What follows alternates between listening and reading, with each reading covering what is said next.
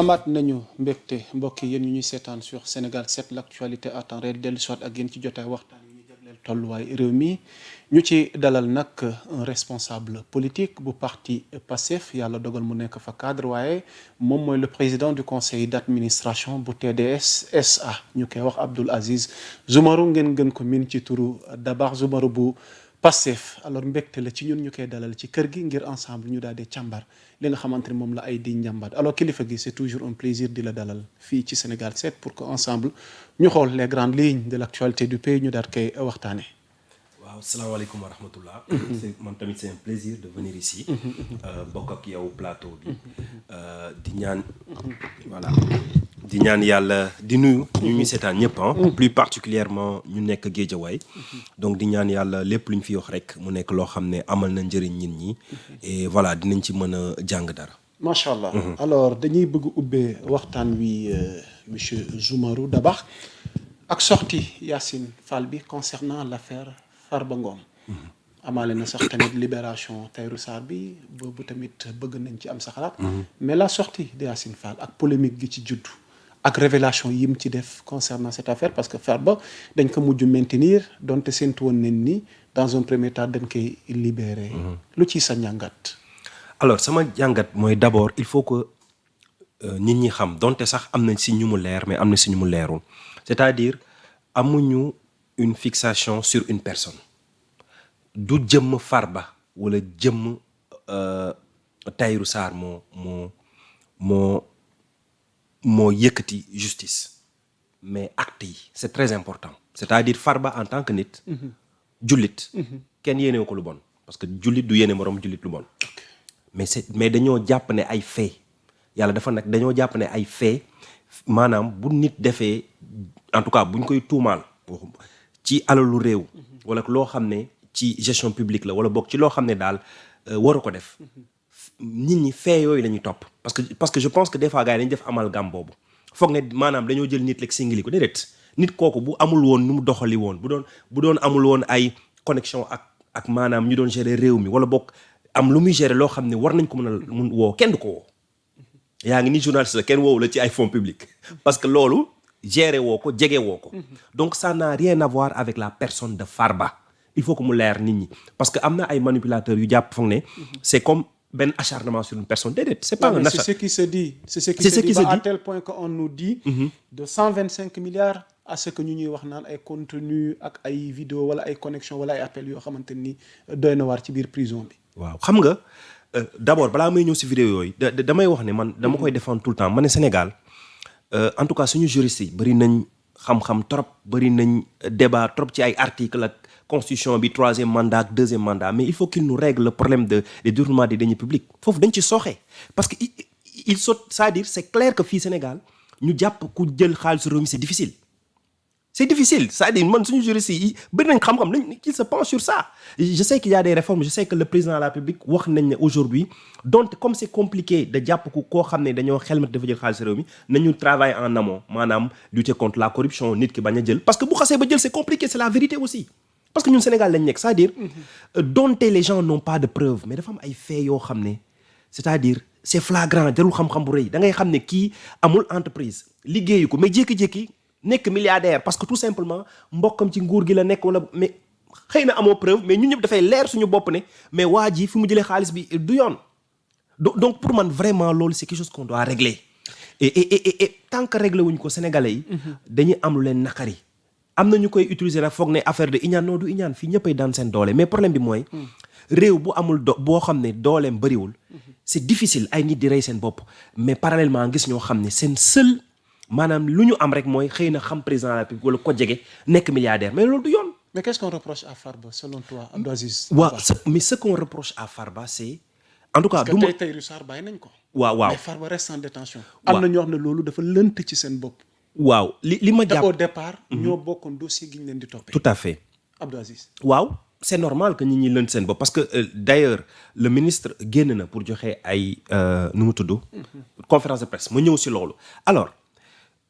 ministre bi yi mu wax pour man c'est des faits en tout cas ku mel ni ministre du wax loolu te amul maanaam et ñun ñëpp d'accord nañ ne waxuma mësul am prison waxuma peut-être que doon na am sax c'est des pratiques peut-être qui existaient. Mais ñun ñëpp xam nañ ne. boo nekkee en détention amoo droit yenn yi. donc bu ñu demee ba koo xam ne te koo xam ne nag wax dëgg yàlla dossier am diis na benn diisaay boo xam ne. waruñu ko permettre mu am ay connexion de l'extérieur parce que nag des fois bu fekkee jàpp nañ la dañ lay éviter d'ailleurs sax dañ lay éviter parce que jàpp nañ ne xëy na di nga mën a denc ay preuves wala ay trucs donc le fait que mu yore ay portable di communiquer ak des gens qui sont très bien placés loolu tey na xel nañu waxante dëgg. y'a le baadoola bu nekk boo xam ne ci prison benn xale boo xam ne xëy na benn joint la tox wala koo xam ne benn xar la sàcc. mais kooku mi ngi nekk ci ay conditions difficiles mënul sax gis ay mbokkam. mënul sa wax téléphone mais kooku Farba gënu ko. donc ça c'est aussi des injustices. maintenant le ministre bu génnee pour man am na fi mu ko teg su fekkee on estime que Farba connexion yooyu mu amoon portable ak ñi mu doon waxal loolu am na benn implication ci dossier bi loolu juriste yi ñoo koy wax nag wax dëgg yàlla je suis pas un juriste. xaw ma lu ci yoon wax. mais bu fekkee ñoom estimer nañ na que moom le fait que mu doon communiquer ak ay nit yore ay téléphone am di wax ak des gens haut placés tax na mu am benn incident ci dossier bi. ah ben c'est normal si sama bon sens que nit ñi taxawaat ne ko sëñ bi bul dem mu toogal ñu xoolaat. si sama bon sens li may wax nag xëy na peut-être justice dàq na ko j'utilise juste mon bon sens. bu fekkee moom dañoo jàpp ne. bi muy nekk ci biir prison bi def na loo xam ne yoon mayi ko maanaam yore ay prison ay téléphone di communiquer di wax ak ay nit yoo xam ne ils peuvent influencer l'opinion pour man justice war na mën a poser à question mais il y a un autre débat qui se pose aussi. Lequel débat. le débat mooy. lu président de Ousmane Sonko di wax dëgg la c'est-à-dire dëkk bi dafa am ñu ko ŋànk. c'est-à-dire un système qui ne veut pas partir. Et parmi ces systèmes-là, il y a des journalistes. Parce que bon, faut dem rek, il y a des politiciens, il y a des marabouts. Mais c'est des faits. C'est des faits. Parce que ministre bi, waaw joxoñ na ay patron de presse. Tout à fait. am nañ ay tur yenn patron de presse yoo xam ne dañ daan jokkoog Farba. waaw moo la wax ne ñoom ñëpp ñoo bokk système.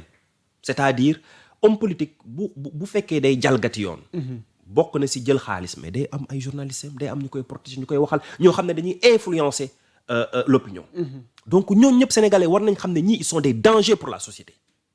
ces journalistes yoo xam ne dañuy nekk en connexion avec des nit yoo xam des présumés coupables présumés laay wax en tout cas détournement parce que ñoom ñëpp def nañ ay dugal nañ caution de milliards. donc sénégalais war nañ xoolaat bët journalistes yooyu te on les connaît. ce sont ces journalistes là ñooy gën di fi ils s'érigent en donneurs de leçons ñoo fi nekk di critiquer président de la République di yàq lu ne président Ousmane Sonko alors que ce sont ces gens là ñoo nekkat ñoo xam ne c'est des présumés coupables ñoo xam ne xëy na xelmati nañ dañoo jël ay milliards sénégalais donc ñooñu ils doivent plus sénégalais waratuñu leen déglu parce que xam ne ñoom ak ñoom ñoo yam xëy na ñoom nekk ñu prison mais ñoom ñoo nekk bras armé ñoo ñu nekk prison di leen waxal di influencer l'opinion man de jàngat boobu laa ci am en tout cas lu am solo mooy. mais am na loo xam ne bëgg naa nga doolu ko ci. parce que am na ci ñu ci tere accès ci conférence de presse ministre bi est-ce que tamit war nañ àgg foofu ñuy tere ay médias. waaw enfin sur le principe médias yi war nañ fekkee conférence de presse mais xam nga des fois boo fekkeewul lu tax ñu def ko c'est difficile nga prononcer wu mais je suis d'accord sur le principe que képp kuy média nekk journaliste ben ñu defee conférence de presse bu ñu ko woowee war nga droit fekkee ko parce que nous sommes tous des Sénégalais et s'ils ont leur carte professionnelle ils doivent participer maintenant nag xawma lu tax lan moo le pourquoi fekkeewuñu ko parce que tamit nit doo wax rek te xamoo lu nekk ci ginnaaw. Moi, je ne sais pas pourquoi on les a pas. Mais sur le principe, je suis d'accord avec vous. Journaliste, vous avez une carte professionnelle, vous avez une conférence de presse, vous pouvez participer. Le monde d'accord avec vous. Ok. Parce que l'affaire commence à être beaucoup plus sérieuse. Ci li ñuy wax ni kat moom la Farba nekkee kaso. ak li mu détenir. sax maanaam sanctionné nañ ci administration pénitentiaire bi kenn ci ñi nga xamante ni defe naa ñoo ko yombalal. loolu mais Abdou Aziz da nga wax ci say kàddu loo xam ne Ousmane Sonko daf ci taxawee woon. mais dans la réalité gis nañ ni la leen indi au pouvoir ngir soppi li fi newoon. daanaka ñaari at Abdou Aziz. justice bi ba tey au banc des accusés. victimes yi. événements yi. ba ci ñi ñuy jàpp ne ñoom ñoo jël deniers publics yi. après loo ci dégg cautionné na liberté provisoire tey askan wi nee nañ. au-delà de l'affaire Farba mais justice bi tey dafa am lu nu yaakaaroon ci moom mu soppi ko ci dundina askan wi ci jubal jubanti gi mais Abdou Aziz tey gisuñu ko. alors du ma juge mais des fois mooy li ma la wax sànq pour man il peut y avoir des problèmes d'hommes aussi. mais yéen lañ fal. waaw yun lañ fal mais xam nga. ki fi nekk. waaw fal ñu. yéen a tax mu toog fii. waaw d'accord mais fal ñu. waaw fal ñu ju tax ñuy def lu ñu doon xeex démb maanaam nit bu jëlee dara wala mu def dara buñ koy àtte dañ ko war a àtte si yoon parce que nag ñun ñoo doon xeex démb ne na yoon jaar yoonam mooy li ma la wax sànq maintenant nag le problème mooy est-ce que parce que yoon mun na nekk sax texte yi leer mais ñu koy doxal ñenn ñu koy doxal xëy na ñu bañ ko topp donc loolu ça peut être un problème l'autre problème mooy est-ce que je veux dire suñu texte yi suñu loi yi ak suñu arsenal juridique bi est-ce que permettre na ñu mën a jàpp facilement ku détourner ay deniers publics moi je pense que non moi je pense que on a un réel problème pour jàpp ñu sàcc àllu réew mi fii au Sénégal xaw ma nag peut-être les experts vont nous dire parce que je veux dire ça peut même donner des idées aux gens hein c'est-à-dire les gens peuvent se dire mais écoute Sénégal boo détourné xaalis de toute façon day yàgg mën nga tëdd tuuti mais da ngay génn donc c'est un problème qu'il faut régler maintenant nag c'est pas parce qu'il faut régler le problème qu'il faut on va dire bafouer la justice wala def loo xam ne dul yoon donte parfois comme li ma lay wax nii je veux dire c'est évident pour certains c'est évident c'est relatif parce que tant que c'est pas prouvé c'est pas évident mais da ngay gis koo xam ne mais sëñ bi tout montre que waa ji li mu am moomu ko mais justice mënul dawal yoonam ça se pose des questions donc finalement tu te dis ce sont les hommes ce sont les textes xam nga donc pour man c'est un réel problème qu'il faut régler maintenant ñun peut-être qu'on a des débuts de solution en essayant de lutter en amont mooy li ma la wax bu fekkee jàpp ku sàcc dafa metti nañ góorgóorlu ba léegi di def mooy lanceur d'alerte yi waaw ñu en amont quoi exactement parce que regarde bu ñu doon jàpp Karim Wade avec le cours d'enrichissement illicite gars yi dañ fi génnoon naan non loolu du cours boobu baaxul xam nga ñu dindi ko léegi indi nañ yeneen donc jusqu'à présent en tout cas moi nos juristes là ils sont très forts quand il s'agit de parler de deuxième ou de troisième mandat en tout cas je pense qu'il y a eu des assises de la justice il y aura des réformes qui vont venir mais ça c'est un problème qu'il faut régler il faudrait que déjà nit mu mën a ñu teg ay garde-fou yoo xam ne sàcc alalu réew mi du yomb mais nit bu sàccee alalu réew mi il faudrait que ñu mën ko jàpp mu delloo ñu xaalis bi pour man loolu la parce que ça peut créer des frustrations aujourd'hui comme je dis day am parce que y a rien de personnel encore une fois parce que Farba encore une fois c'est un homme politique y a rien de personnel jullit la ñuy jullit donc jullit doo ko yéene lu bon mais Farba moo fi génnoon di may di sànni xaalis yi moom moo taxaw ne moom jël na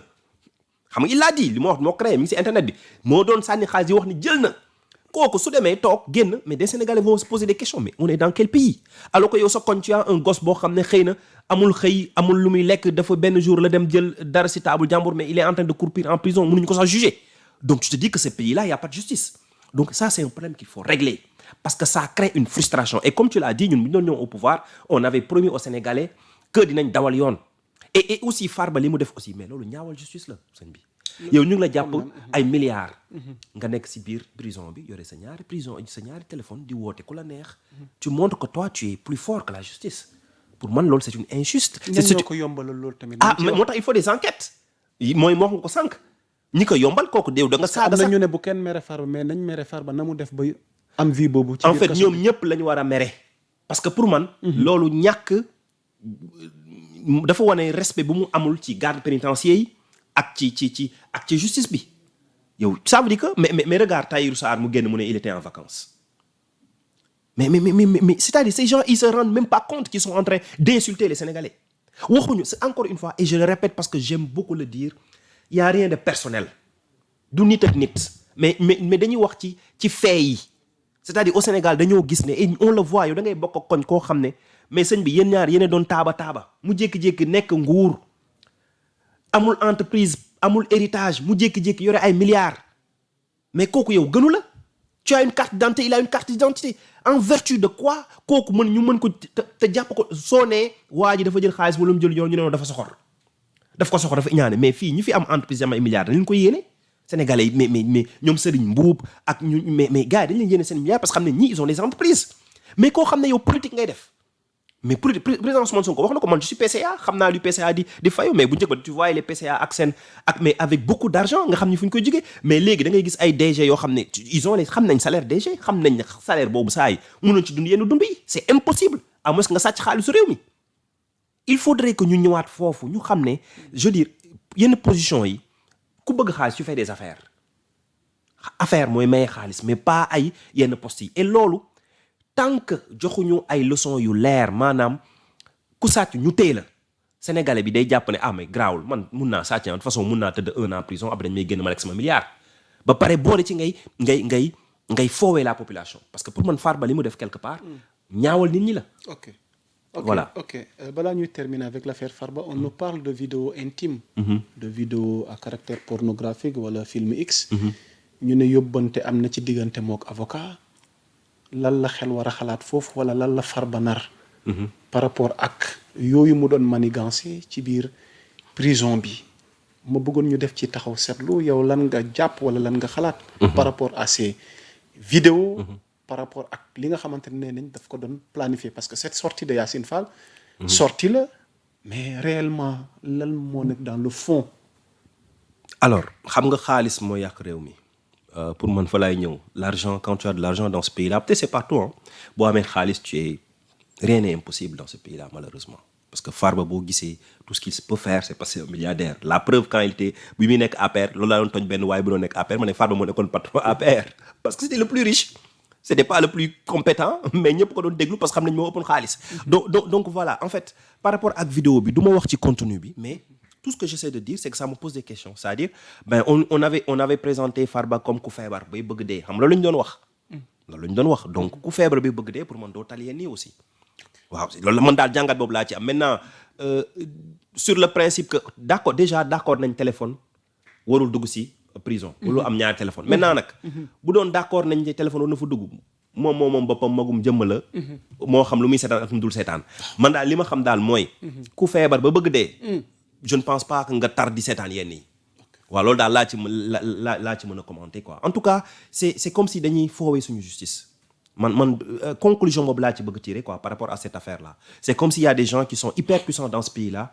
yu jàpp ne mais wiiri jaari ndaari justice mënulu ma dara et man pourquoi loolu pourquoi dans ce pays là des gens peuvent penser que la justice ne peut rien contre eux. Ok. Ouais. On va essayer d'avancer. Bu fekkee si vous n'avez rien à ajouter par rapport à ce sujet. On a appris dans la journée d'aujourd'hui que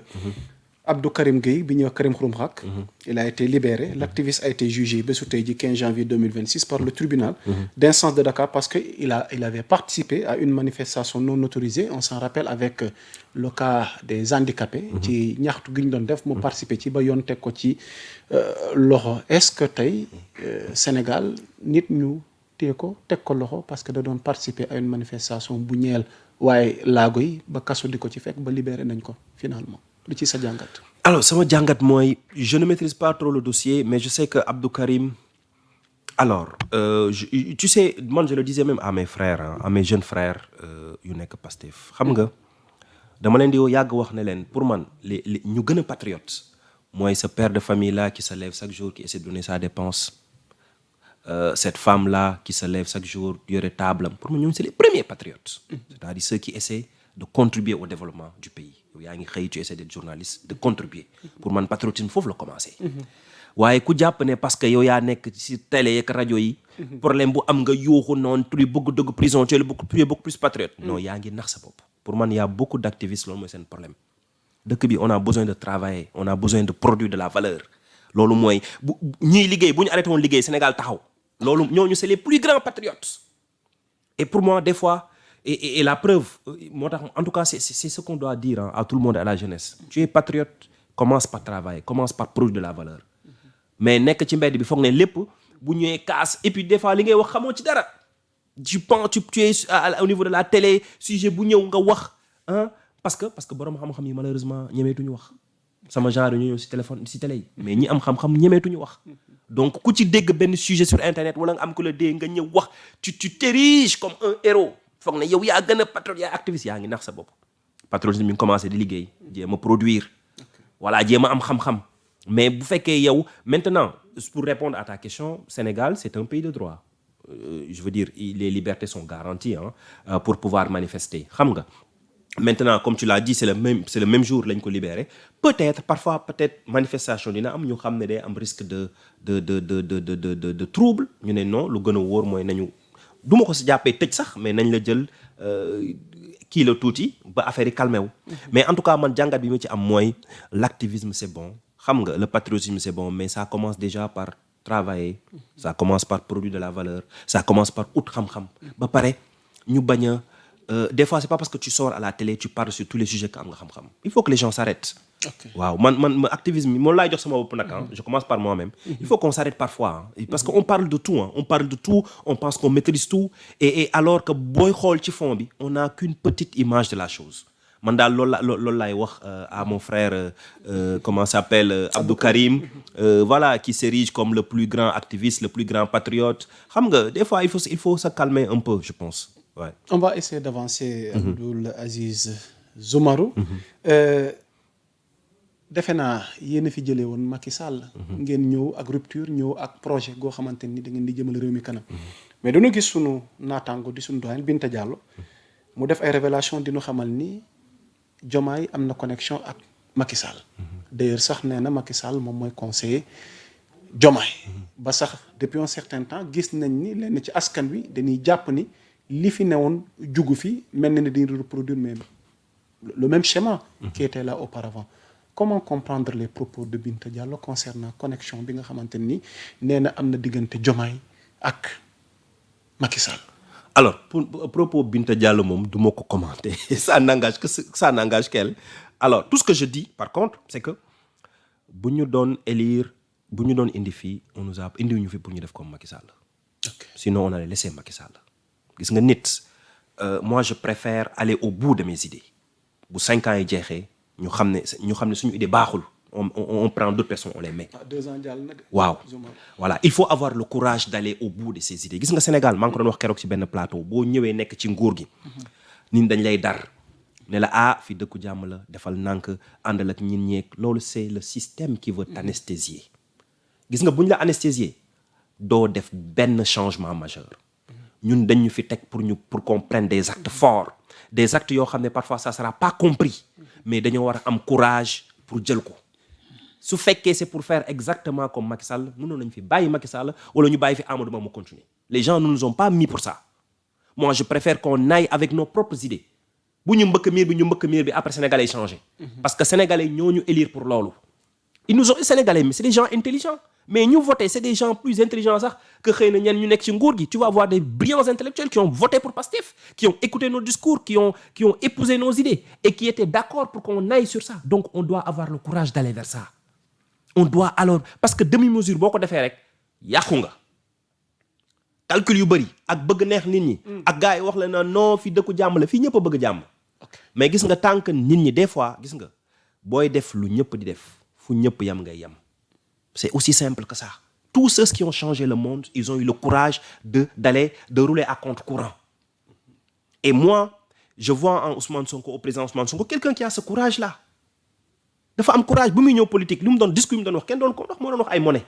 gars yi kenn ñi ma doon wax monnaie parce que pour ñu boo koy français yi wàccee la ñu doon wax ay souveraineté mais yàlla indi nañu nguur loolu yàlla dafa bëgg sax ku gëm boppam mais si on fait comme tout le monde mais kon pourquoi yow boo fi nekkee si tu as le même style comme tous les journalistes mais on va pas t'embaucher peut-être que tu es particulier moo tax ñu jox la émission mais boo fi ñëwee bëgg def ni ñëpp def mais tu apportes quoi à la chaîne de télé donc man loolu laa jàpp may wax ne président Bassirou il a avec Ousmane Sonko la force politique il a avec Ousmane Sonko le soutien populaire na jël ay mesures yoo xam ne moom la ñu waxoon sénégalais yi fii yàlla moo fi nekk bu ko jëlee on va le supporter bu baaxee et on a l'intime conviction que day baax parce que boobu ba léegi yàlla mu ngi ànd ak ñun kon day baax mais bu toppee ces vieux dinosaures là yoo xam ne c'est le système ñoo xam ne ils veulent protéger leurs intérêts ñoo xam ne Sénégal yittewu leen gis nga bu leen toppee il va faire du Macky Sall et quand il va faire du Macky Sall ben on va chercher une autre personne pour le remplacer c'est aussi simple que ça et d'ailleurs on nous a pas élus pour faire du Macky Sall moi je pense et je suis convaincu que le président Bassirou Diomaye Faye est quelqu'un de très intelligent et je sais que s'il doit compter sur quelqu'un il doit d'abord compter sur le président Ousmane Sonko parce que nag dama doon seetaan keroog le film là mooy de la prison au palais man j'étais là-bas bu ñu doon def avant première maa ngi fa woon mais xam nga lu ma gën a marqué si film bi regard bët bu Ousmane Sonko doon xoolee Bassirou Diomaye Faye dama si gisul benn kiñaan xam nga ni di nga ànd ak moom sax xam nga bët day wax moi c'est ce qui m'a marqué quand je regardais le film wax naa ko samay mbokk ak sama jabar ma génne ma ne j'ai vu Ousmane Sonko genre dafa amoon ñeewantal c'est-à-dire tu voyais quelqu'un bu bëggoon Bassirou Diomaye Faye nekk président c'est-à-dire si ay regardam doo fa gis dara lu iñaan moi c'est ce que j'ai appris xam nga ku génn ñëpp génn nañu wax ci film bi mais man loolu laa gis et ça m'a tellement je veux dire daf ma consolider daf ma conforter man ci lu tax may ànd ak président Ousmane Sonko ak Pastef. mais est-ce que film bi reflété na tey réalité bi. alors en tout cas j'estime moi bu ñu ma laajee niveau à mon niveau c'est quoi c'est-à-dire fa nga jëm mais léegi ma laaj la ko. alors je suis convaincu que le président Ousmane Sonko il n'a aucun regret c'est-à-dire s'il fallait refaire je suis sûr que parce que je sais que il a pratiqué Bassirou Diomaye Faye il sait que c'est quelqu'un de très intelligent parce que ça aussi il faut le dire hein Bassirou Diomaye Faye tànnuñu ko parce que dafa neexoon président Ousmane Sonko dañ ko tànn parce que aussi c'était un excellent profil sinon le meilleur profil bu fi président Ousmane Sonko nekkul loolu tamit il faut que les gens le disent et ñu wax ko Bassirou Diomaye Faye nekkul woon como ci parti bi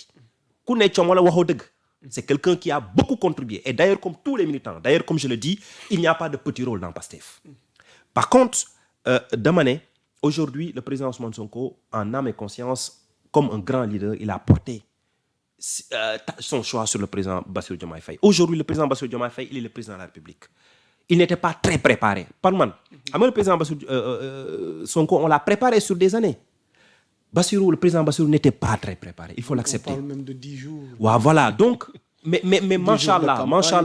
machallah c'est quelqu'un qui apprend vite parce que man je le regarde sur certains sujets yoo xam ne c'est même pas ces sujets quand je l'écoute je dis waouh c'est quelqu'un qui apprend très vite donc parfois tu peux comprendre et aussi il n'est pas du mag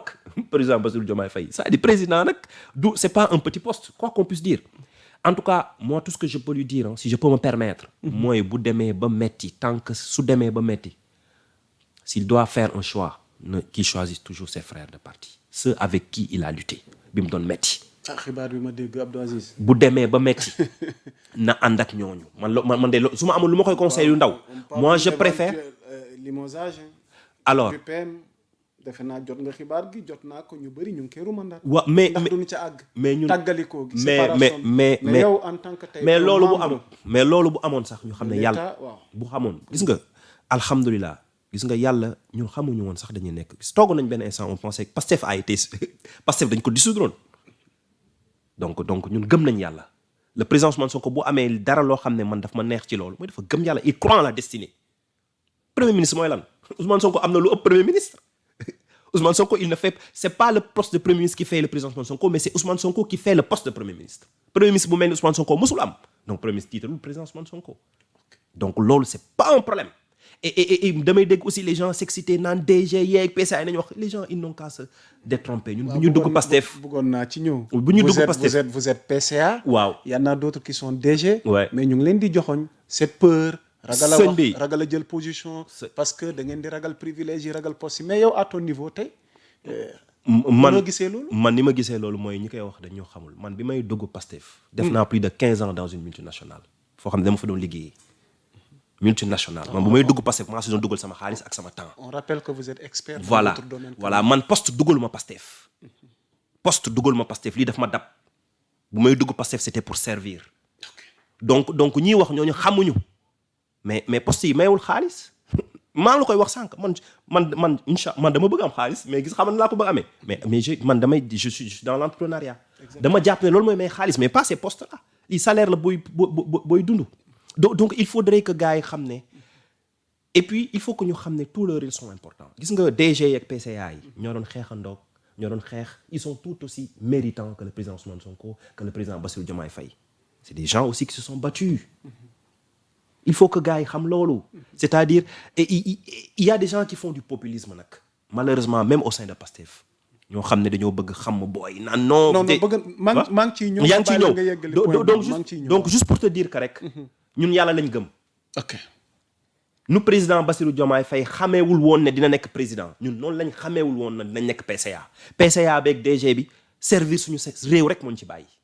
kase bu ko yàlla dogalee bu arrêté suba dee mais day engagement bu ñu am pour Sénégal loolu du mës a dañ et puis engagement bu ñu am Pastef te kóoluteef bu ñu am aussi ci président Ousmane Sonko mu wan ñu ko ba tey du ay postes yi ñoo koy dindi il faut que les gens soient sérieux voilà ci seen parti laa jëm mais avant ça dafa am benn poste boo xamante ni nu gis la DG du port wala Diouf Bodian ne daas leen fanaanal waaw lan moo xew lan la ñu war a daas fanaanal waaw loolu moom sama grand Waly nga koy laaj quoi am nga Waly Diouf Bodian moi je le connais depuis l'université suñu grand la woon benn anecdote pour dire parce que les gens ils ne le connaissent pas peut-être Waly Diouf Bodiang c'est quelqu'un qui a toujours combattu l'injustice ñun bi ñu nekk man je suis allé à l'université Gaston Berger en 2000 su ma juumul en 2000 ou 2001 dafa amoon les délégués yu organisé woon dafa amoon grève waaw ñuy def grève jékki-jékki bëgg arrêter grève bi am ñu jàpp ne délégués yi ils sont corrompus waruñu woon arrêter grève bi parce que les problèmes n'étaient pas réglés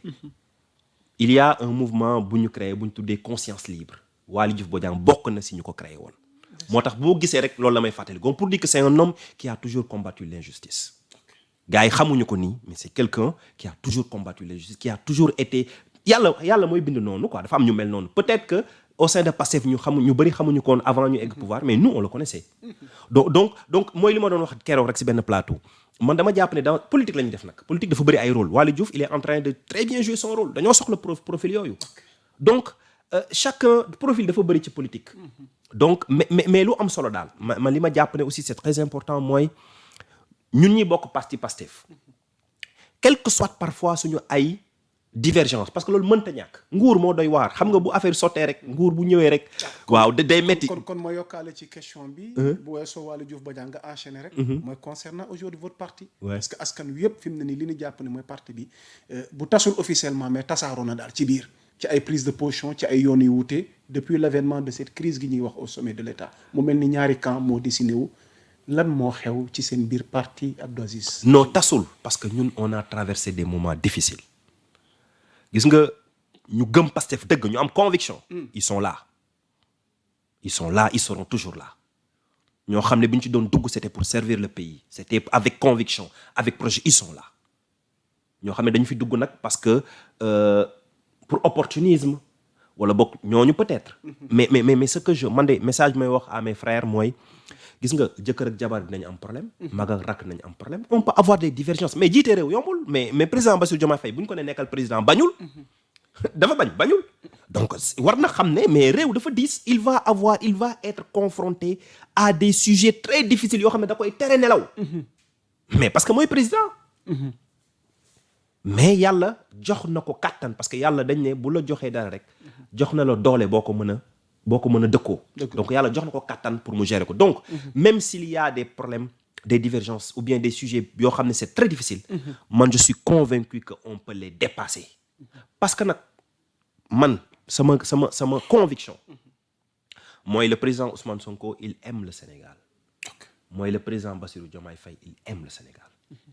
donc bu ñu jiitalee loolu rek et sama conviction mooy ñoom aussi ils avaient tous ce rêve là au début bu ñu commencé nekk ay inspecteur di def seen réunion boobu ba di jël président de côté ce rêve là nañu fàttali ko rêve boobu tout le temps ce qui les avait animés si suñu fàttali ko loolu rek pour man ils vont toujours se trouver un terrain d'entente maintenant nag ku dugg seen diggante yaa fay des ñoom ñaar bi ñu xamante yow xamante wu leen ak ñoom maintenant nag c'est la politique ku nekk mais encore moi ce que je dis à mes frères de parti au niveau de Pastef et c'est le combat que je mène c'est toujours l'unité on peut avoir des divergences de point de vue parce que nag gis nga sëñ bi mu neexuñu mu nakaruñu nous serons comptables du bilan de président Bassirou Diomaye Faye donc nous devons travailler comme des fous pour qu'il réussisse parce que moom bu réussir 5 mandats c'est 5 ans Inch'Allah suñu yéene mooy en 2029 le président Ousmane Sonko nekk président en 2029 loolu mooy suñu yéene ñun waa Pastef gàllankoor du ci am yàlla nag moo xam mais loolu mooy suñu yéene parce que nag xam nga je le dis côté justice côté depuis un certain temps non gàllank en tout cas yow loolu ci sa xalaat sama xalaat mooy c'est ton souhait c'est mon souhait et on va se battre pour man benn gàllankoor xanaa yàlla bañ ko tudd l'affaire Mame Mbaye Niang non l'affaire Mame Mbaye Niang dañ ko jugé waat man xanaa yàlla bañ ko tudd parce que nag ñun dañoo am suñu yéene rek yàllaay dogal mais on va loolu xam nga loolu lu tax ma wax ko mais parce que ñun ñëpp a toog y compris le président Bassirou Diomaye Faye ñun ñëpp a toog quand je dis ñun mooy ñi waroon toog le bureau politique investir le président Ousmane Sonko bu ñu ko investir président Bassirou Diomaye Faye mi fa woon ne président Ousmane Sonko mooy suñu meilleur candidat moom la ñuy investir ci pour élection présidentielle yow déglu nga meeting Kër Massar le président Bassirou Diomaye Faye ne kii mooy suñu meilleur candidat vrai ou faux les images sont là yàlla nag mu dara tëwul mu ne Bassirou 5 ans yi nag yow laa fi teg mais dama koy jaarale ci Macky Sall mu empêcher président Sonko du nekk président ci 5 ans yi mais notre rêve d'origine il est là il n'a été que reporté Donc ça veut dire qu'on va se battre, y compris le président Bassirou Diomaye Faye, il doit se battre, y compris le président Ousmane Sonko qui doit se battre parce que ñun ñoo nekk yow lañ bëgg nga nekk président en 2029. Donc on va tous se battre comme des frères, comme nous l'avons fait en 2029. ñu ñaanal yàlla nag parce que luy faciliter loolu, comme je le dis, c'est de travailler pour que le président Bassirou Diomaye Faye fasse un excellent mandat, fasse le meilleur mandat possible. Ba nga xam ne loolu ñu ne lii waa Pastef fa ko def. Donc bu fekkee président Bassirou def na lii 5 ans bu ñu fi tegee président Ousmane Sonko en 2029 dina mën a continuer liggéey bi gën ko baaxal. man loolu laa gëm. Et je pense que c'est ce langage de vérité qu'il faut tenir à tout le monde. Et si Diomaye veut un second mandat? Alors loolu parce qu'aujourd'hui il y a un camp politique qui s'est dressé derrière Diomaye. Diomaye, le président Diomaye fait partie xam nga ñëkk a jiite. fait ñoom ñu ngi ci seen recrutement. bon ñooñu man fanaan ba taxawal nañ siège. ñooñu c'est une coalition, c'est pas un parti, c'est une coalition. Avec un siège. waaw bu leen neexee man je ne peux pas commenter sur avec ces figures yi nga xamante ni ñoom ñoo ko wër. bon ces figures qui ne représentent rien en termes d'électorat dañu waxante dëgg ñoom ñëpp dem nañ ñu ci bëri dem na élection, ils n'ont même pas 1%. donc ñooñu c'est pas je veux dire il y a pas de quoi fouetter un chat. Mais tout ce que j'essaie de dire c'est que man de su ma doon président Bassirou Diomaye Faye et je sais que c'est quelqu'un de très intelligent, de très réfléchi, je vais faire mon mandat de 5 ans def lépp lu ma mën ne ko grand parce que grand am la quand je dis grand en termes de fraternité, d'accord, c'est lui le président de la République, waxuma cadre boobu, mais en tant que de fraternité ne ko 5 ans yi def naa li ma mën. On va se battre aujourd'hui pour que toi tu sois le prochain président de la République. Man de si j'avais su ma doon conseiller parce que nag gis nga le président Bassirou mës naa ko dégg bi mu demee benn émission jàkkaarloo je pense buy wax ne yàkkamtewul. Pour man sax loolu bokk na si lu tax yàlla jox ko nguur. Xam nga yàlla da lay testé. Pour man yàlla da lay testé parce que y avait pas que de président Bassirou Diomaye Faye, il y avait Birame Souleye qui a un excellent profil qui pouvait aussi être président de la République. Pourquoi yàlla tànn Bassirou Diomaye Faye? Pour man yàlla daf ko ne je te donne les 5 ans, je te vois comment tu vas agir, comment tu vas réagir avec le pouvoir. Et pour man réaction bu gën a am ci pouvoir mooy liggéey 5 ans ne président Ousmane yow yi lañ defoon suñu candidat yaay suñu candidat en 2029. Man loolu laa gëm. En tout cas moi si je devais le conseiller loolu laa koy conseiller et je pense que tant qu'il est dans Pastef il aura loolu lay am démarche boobu lay am. Pourquoi? Parce qu'il est dans Pastef et parce que c'est Pastef qui choisit son candidat. C'est important. waaw voilà c'est important. C'est important. Alors le diable peut être dans les détails. Boo ma ko mayee. Vous n'êtes pas venu ci plateau bi. solo noonu kese. Je vois nga arboré ab mbubbu nga ne Guédiawaye mérite mieux. Tout à fait. Abdou Aziz Dabakh Soumarou nga dëkk Guédiawaye. tey nga sol mbubbu mi. mu mel ni message la ngir ñuy seetaan. Tout à fait, c'est un message et c'est volontaire. lan moo xew. lan moo xew mooy dañoo gis ne ni ñuy gérer suñu ville baaxul neexuñu. Alors li may wax nag c'est très important. Y a rien de mooy li ma doon wax par rapport ak Farba Senghor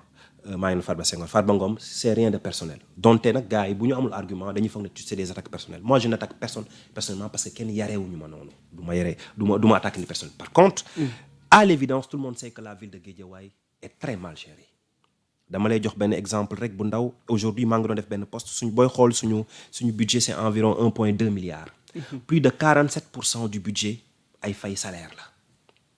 Alors qu'on n'arrive même pas jusqu'au 30 septembre 2025 arrivé wuñu sax à recouvrer 50% des recettes fiscales. Donc ñi ñuy fay ñoom ils font quel job? Yow plus de la moitié presque de ton budget pour fay ay salaire la. Salaire boo xam ne c'est vrai il faut payer les salaires mais il faut que en retour ñu ñuy fay salaire aussi qu'on voit le travail qu'ils font pour la ville. Et loolu kan moo ko war a impulser? Mais c'est le maire. En termes d'investissement jusqu'au 30 septembre il y avait 0 investissement. On n'est pas éligible au PACASEN. Pourquoi? Parce que tout simplement suñu gestion baaxul. Parce que dafa am ay critères d'éligibilité. Donc ça veut dire que notre ville est mal gérée. Elle est vraiment mal gérée. Et ça on le dit. On le dit pas parce que dañoo am méchanceté. Et encore je le dis, l'actuel maire. Mais ñun bi muy nekk maire ëpp ñu woon xam-xam ëpp ñu woon jaar-jaar. Et pourtant d'ailleurs on n'avait même pas de candidat. Donc kooku yéene nañ ko ñun Guédiawaye lañ dëkk bu ñu sañoon moom mooy nekk le meilleur maire du Sénégal parce que bu liggéeyee Guédiawaye mais suñu intérêt la. Mais aujourd'hui le constat est là. Mais Guédiawaye n'est pas bien géré. Il y a des problèmes. On arrive, regarde une grande ville comme Guédiawaye. Déjà bu ñu la waxee budget bi ça doit te choquer. 1,2 milliard pour tout Guédiawaye. Bu ñu lay waxee lu ñu budgétiser pour santé mais matul sax 50 millions. Mais c'est un problème. On a un problème, c'est-à-dire problème d'idée. problème d'idée problème xarañteef la ñu am à Guédiawaye parce que booy gérer mairie da ngay am xarañteef mën a yóbbu déjà su fekkee on est incapable de pouvoir remplir les critères pour mën a bokk ci programme PACASEN mais au moins sax ñu mën a peut-être am xarañteef de nouer ay partenariat public privé xam ne recettes yi kase recette fiscales yeeg ak yi ñu am ci yooyu mënul doy. dogguma la mais xanaa amu leen accès boobu ci moom. vu yéen ni ngeen àndee woon démb gunge ko ba mu am li mu am tey. alors. sa relation ak moom wala tey xëy na jot nga bind. document non man de damay bind man de à chaque fois quand je vois sama page parce que Facebook. souvent certains dénoncent à travers les médias. les plateaux waaw. mais personnellement tey en tant que doomu Guédiawaye am yéene ci Guédiawaye nga gis ne lii nga wax ni mi ngi chuté. waaw te jafe-jafe la nar a indil ville bi. waaw lan moo doonoon sa. mooy alerter mooy bind mooy wax qu'il faut qu'on se réinvente mooy aussi je veux dire parce que en fait man sama gis-gis au niveau des villes en tout cas comme Guédiawaye parce que xam-xam ñàkku fa mais il faut un leadership rassembleur. ok pour man loolu la en fait loolu lañ manqué c'est-à-dire y a des gens très brillants à Guédiawaye yow loo mënul ñeneen ñi mën nañ ko mais il faut nga am benn leadership benn gestion inclusive où tu fais appel à des gens yoo xam ne xaalis yóbbu leen mairie pour man sax mairie il faudrait que d'ailleurs sax loolu ñu koy wax nit ñi mairie c'est plus c'est plus du bénévolat qu'autre chose parce que fayu ñu la fa salaire bu jéggi dayoo yaa ngi dégg donc il faudrait que nag mais nga pouvoir inclure toutes ces compétences là créer le cadre mais loolu du sama rôle ñi fa nekk di jiite la man ku ma woowoon dans mes domaines si li ma xam mais avec plaisir je vais partager li ma xam donc pour man c'est le leadership qui a failli parce que problème bi mooy xam nga bu ñuy ut maire lu ne nañ ko wax fu ne nañ fa dugg mais une fois qu'on a le pouvoir mais dañuy banku et pour moi c'est ça le danger nit ñi da nga leen di wax loo mën wax leen nag bu incha allah bu la yàlla dénkoon maire bi da ngay def une gestion inclusive boole si ñëpp ku nekk indi xam-xamam mais Guédiawaye on doit dépasser ça Guédiawaye mais c'est une catastrophe aujourd'hui la gestion de la mairie boo ko waxee nag dañuy ne non waa ji dafa contre xam naa man moom lu lay wax nañ ma ko il pense que des attaques personnelles mais man dama jàpp ne booy def politique da nga war a bëgg sa gox.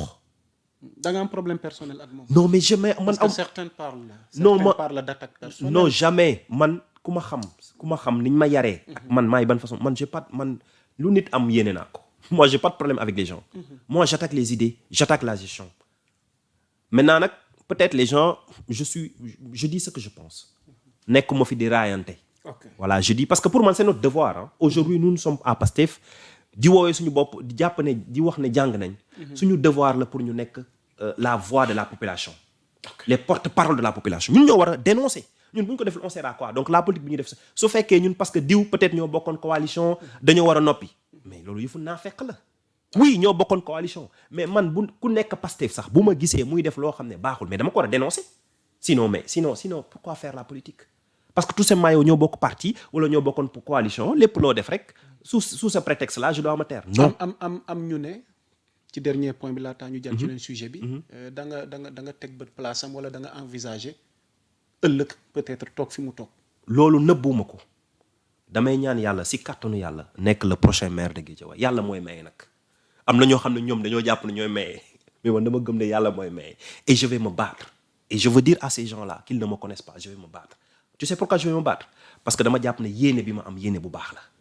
Poste dugaluma ci. Je ne cours pas derrière les postes. man ay poste titre maire du loolu moo tax ma bëgg nekk maire. Je veux avoir de l'impact. dama bëgg ñu wan tout ce potentiel que Guédiawaye a. Oui, je m'en cache pas. yaa ngi sóor ñu mel ni Lat Diop ñu mel ni Aliou Sall. mais je veux dire Fatoumata Tall et j'en passe. ku mu neex na ñëw. et que sax ñoom nee nañ tey histoire jox na leen ñoom dëgg seen kaw yéen ñi tànnoon tey Ahmed Aïdara moomu pour terminer. dama ne Pastef amul ragal ñun suñu leader Ousmane Sonko du ragal. pour man rien n'est impossible. Impossible is nothing. boo gëmee ne mën nga ko def dama gëm ne on a une équipe à Guédiawaye à Pastef Guédiawaye on peut changer la ville de Guédiawaye et Inch'Allah moi je suis prêt. waaw pour pouvoir en tout cas je vais pas dire l'idée mais en tout cas pour wan ne que on est prêt à porter ce changement là au niveau de la ville de Guédiawaye. C'est important. Alors, 2 points balaa ñu yëkkati jotaay waxtaan wi. Parlons à présent économie. La position d'Ousmane Sonko pour dire non à cette restructuration bi ñu FMI bëgg imposer. Mais l'état actuel de l'économie du pays ak ëllëgam tey Abdou Aziz Dabakh Soumarou ci observation yi ngay def ci tolluwaay réew mi ci wàllu koom tey que retenir avec vous ak lan mooy tey sa njàngat wala sa gis-gis pour que ëllëg mu gën a mën a ñoŋ parce que aussi le PM am na lu mu fi lancé woon muy le presse. waaw programme maanaam de redressement. voilà. waaw voilà vite fait rek. alors waaw mais ay fait rek laa wax décembre bi gis nga ne lu bëri wàññeeku na ci réew mi vrai ou faux. donc loolu c'est des faits du lu ma inventé. alors encore mooy fi ma commencé ñun indi ñu fi pour ñu def comme du Macky Sall FMI musul développer réew. Oui, on ne peut pas se départir du FMI, c'est clair. Mais on a le courage. Le programme de redressement, c'est un programme ambitieux. Sénégalais, nous s'y adhéré. Il faut qu'on se réinvente. Il faut qu'on ait le courage de faire les choses autrement. Président Ousmane Sonko, bu fi ñëwee di def li Macky Sall doon def mais kon lu mu fiy def. Mais à quel prix aussi? Non, gis nga rien de grand ne se construit dans la facilité. Ok. Adduna amul dara lu rëy loo defar ci lu yomb. Non mais yomb mënul am loolu Sénégalais xam nañ ko. Sénégalais ils sont prêts le président Bassirou wax na ko ne Sénégalais ñoo commandé plat au changement mais il faut qu'on se batte suñu réew yi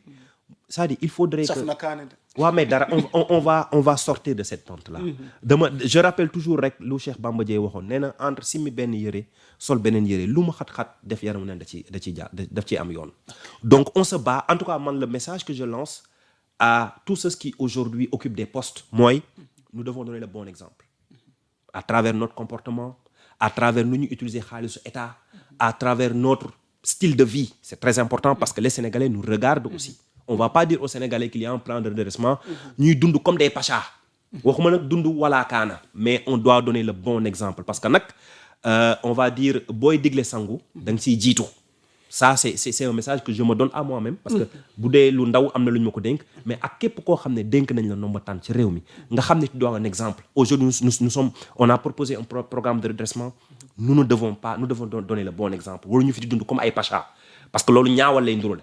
Voilà, on dit aux Sénégalais qu'il faut serrer la ceinture mais nous devons aussi montrer le bon exemple. Mais notre opposition vous reproche tey jii nii noos. Alors en tout cas ñun de président Ousmane Sonko sanduñu noos. Man waxuma kenn mu dund wala kaana nag parce que quand même quand tu occupes soo occupé yenn poste di xalaat. assemblée ay député. alors juróom fukki millions. waaw bon peut-être loolu. enfin ci moment boo xam ne da ngeen a woote ñu takk ndiggi. waaw bon ayul nag. xam nga nag il faut aussi. trop de confort aussi. waaw mais parce que boo jëlee budget bi nag li ci investissement néew na daanaka lépp dafay jëm ci. en tout cas man sama conviction propre ak sama loolu lañ xam à Pastef mooy. il faut que ñu yaxanal xaalisu réew mi. Il faut qu'on donne le bon exemple. On ne peut pas demander aux Sénégalais de se serrer la ceinture. ba pare di am ay comportements isolés. pour man loolu ñaawal lay ndurool donc ça damay wax ak sama bopp pare di wax ak képp ku am nomba tànk maintenant par rapport à l'Assemblée nationale encore une fois maa ngi koy wax keroog député oto waru ko quand même jomb. C'est pas parce que man pour man lu bon mooy c'est vrai que les députés doivent avoir des voitures yoo xam ne nag yoo xam ne. dëppook nag kuñ tuddee député Sénégal yàq daal ak sàcc alalu réew mi moo baax. ba pare ñu koy yaxanal xam ne nag. encore une fois et je le répète parce que pour moi c'est très important. il faudrait que ñun ñii yoree nombo tànk yu ndaw qu'on donne le bon exemple. voilà. ok alors on va essayer de terminer. ci sa domaine. parce que tamit am na secteur gu la yàlla dénk. nga doon ci ingénieur muy wàllu informatique bi. yàggul dara dafa am position boo xamante ni défendre nga ko mais gis nañ ba tey suñu état. di ci doxin woo xamante ni daal sooxe na muy la digitalisation wala dématérialisation de l'administration nga jàpp ni c'est un enjeu capital pour tendre vers le développement économique. Abdou Aziz lan moo ñu tey ñu àgg ci ñu bañ a def débat dématérialisation Sénégal léegi loo soxla daanaka dafa mel ni année 60 wala année 80 te jamono dox na foo xamante ni ñu mel ni yéen yàlla dénk na la xam-xam gu ñu mën a weesoo niveau bi pour terminer cette émission. Alors je suis d'accord avec vous je sais que le ministre des télécoms notre frère Alioune Sall mi ngi def li mu mën mi ngi góorgóorlu mais dañuy gën a soññante rek parce que je veux dire mooy suñu ministre de tutelle mais li nga wax dëgg la pour man bokk na lu war a bokk ci bilan au président Bassirou Diomaye Faye mooy digitalisation. Je veux dire on a les compétences en local sénégalais yi entreprises yu fi nekk xarañ nañ. On doit leur faire confiance et ça doit aller vite et li nga wax dëgg la aujourd'hui on doit réduire le rapport buy nit di am ak xaalis parce que loolu mooy indi corruption dans tous les domaines keroog barki démb maa ngi je sais pas dew ma woon dama wax sama benn rakk mu dem fayal ma fële mooy visite technique je ne sais pas su fekkee maintenant ça a été digitalisé mais bi ma fa doon mujj cash lañ doon jël xaw ma ndax changé na mais loolu c'est des choses qu'il faut rapidement régler et je veux dire kenn duñu gëmloo nag xam-xam bu rëy la rëy de du xam-xam bu rëy il faut qu'on se dise la vérité aussi donc pour man digitalisation bi je sais qu'on est en train de faire beaucoup d'efforts mais il faut que ça s'accélère loolu dafa war a bokk ci bilan président Diomaye Faye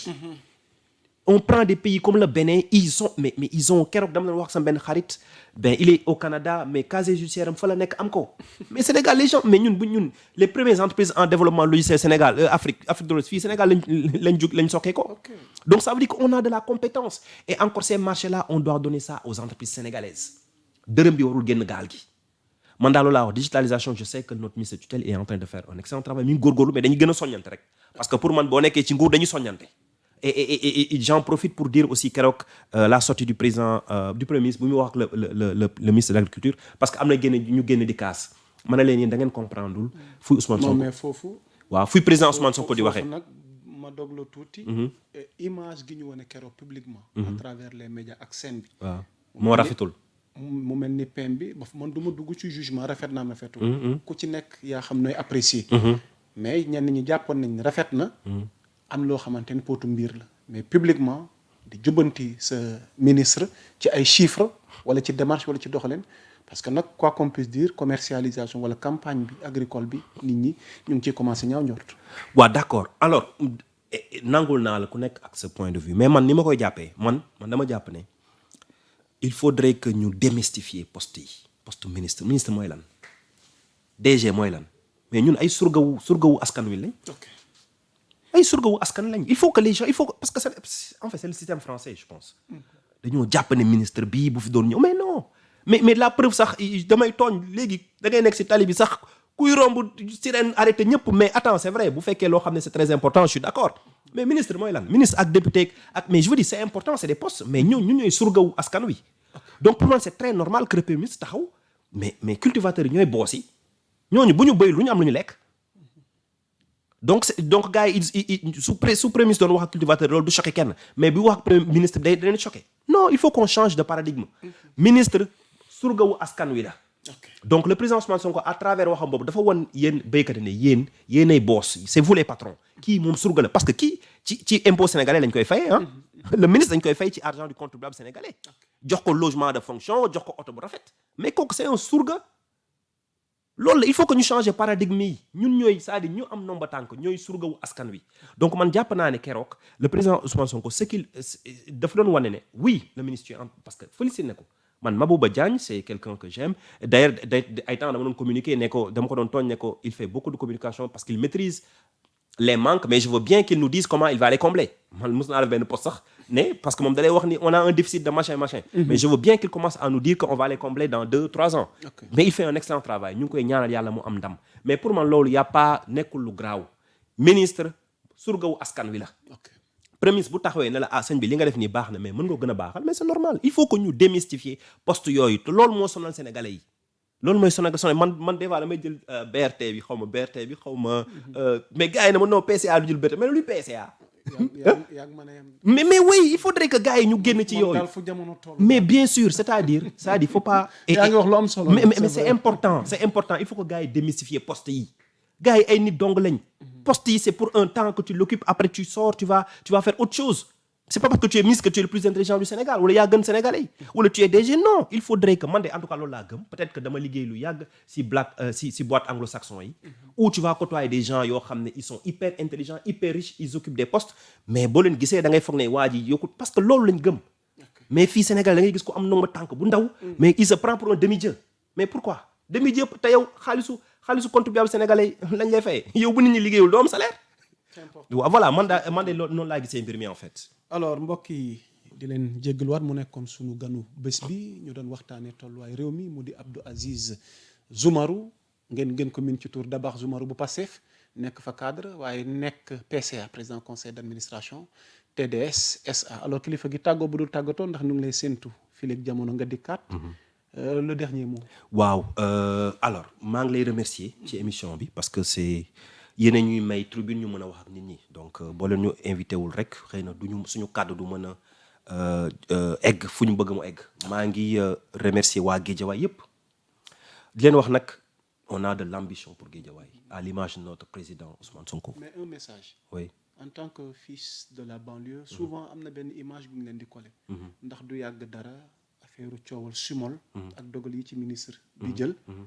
ak it xëy na yenn ndaw yi nga xamante ne chaque fois buy problème yi amee dañ naan banlieue bi la waaw sa message tamit tey en tant que acteur politique ci ndaw yi parce que tamit xëy na du rafet chaque fois ñuy joxoñ la banlieue quand il s'agit ay actes yooyu noonu tax ku ne xam na ni banlieue ba ay doom yi ay nit ñu tedd nit ñu baax ñoom ñoo fa nekk tamit voilà ma yóbbante waale la ko merci beaucoup et loolu bokk na sax lu tax ñu def politique lu tax ñu bëgg nekk maire slogan bi nga gis ni Guédiawaye mérite mieux c'est liggéey ci xel yi wax jeunes yi que nous devons viser dañoo war a am ay rêves yu mag dañoo war a départir ak image boobu ñu ñuy booleel au niveau de la banlieue on doit viser l'excellence si vacances yi on a organisé des masterclass où on parle de leadership d'entrepreneuriat pour liggéey ci xelu jeunes yi